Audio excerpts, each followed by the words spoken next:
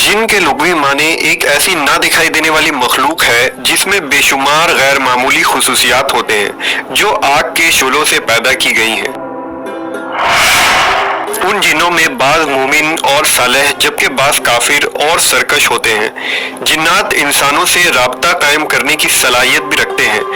उन जिन्नों में ताकतवर और भारी कामों को सर अंजाम देने की कुव्वत होती है जिन्हें खास तौर पर देव भी कहा जाता है।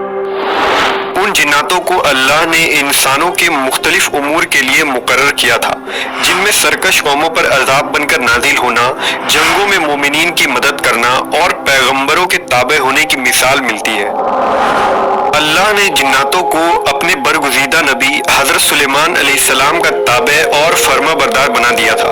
दरअसल जिन्नातों को अल्लाह ने आले दाऊद के लिए ताबे तब किया जब बनी इसराइल पर दाऊद अलैहिस्सलाम ने हुकूमत की।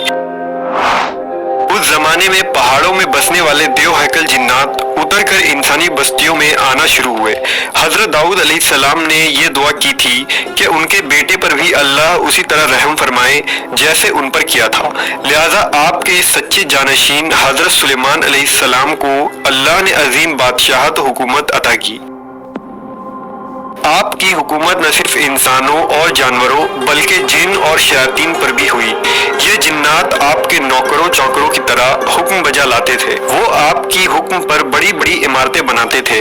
उन जिन्नातों में से जो भी सरकशी करते आप उसे जंजीरों में जकड़ देते। वो अपने कुफ्र सरकशी के बावजूद आपके ताबे फरमान रहते थे।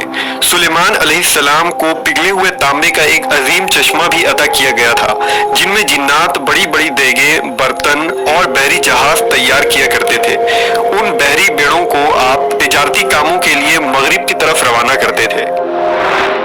आसार कदीमा के जरिए पता चलता है कि अदवाम के इलाकों में बड़ी बड़ी कानें थीं जिनमें मादनियात निकाला जाता था और सामान साजी होती थी जो इंसानों की बस की बात नहीं है।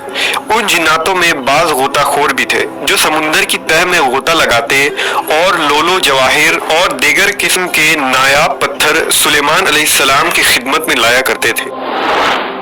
हजरत सुलेमान अलैहिस्सलाम के दरबार में जिन और इंसान दोनों वज़रा की हैसियत से मौजूद रहते थे। उन वज़ीरों में ताकतवर जिन भी थे और साइंस और मुक़द्दस सहीफ़ों का इल्म रखने वाले आलिम भी, जिनमें एक मशहूर नाम आसिफ बरखिया का है जिन्होंने पलक झपकते ही मलका सबा बिल्कीस का तख्त आपकी खिदमत में लाकर पेश कर दिया था। जब बनी इसराइल पर हजरत दाऊद अलैहिस्सलाम की बादशाहत हुई तो अल्लाह ने आपको एक मस्जिद बनाने का हुक्म दिया। लिहाजा हजरत दाऊद ने बैतुल मुक़द्दस की बुनियाद उसी मकाम पर रखी जहां हजरत मूसा अलैहिस्सलाम का खैमा नस्ब था। उस मस्जिद की तामीर मुकम्मल होने से कबल ही आपकी वफात हो गई। लिहाजा उस इमारत की तामीर के काम को आपके फर्जिंद हजरत सुलेमान अलैहिस्सलाम ने जारी रखा। आपके हुक्म से जिन्नात बैतुल मुक़द्दस की तामीर के काम में मुकर्रर किए गए। वो बड़े बड़े चट्टान को दूर दराज के इलाकों से लाते और मस्जिद की सुतूनों की बुनियाद रखा करते थे। उन कदीम और अजीम चट्टानों को आज भी मस्जिद अक्सा के अंदरूनी हिस्सों में देखा जा सकता है। सुलेमान अलैहिस्सलाम की निगरानी में अरसों तक देव हैकल जिन्नातों ने मस्जिद की तामीर का काम सर अंजाम देते रहे और आपकी मौजज़ाना वफा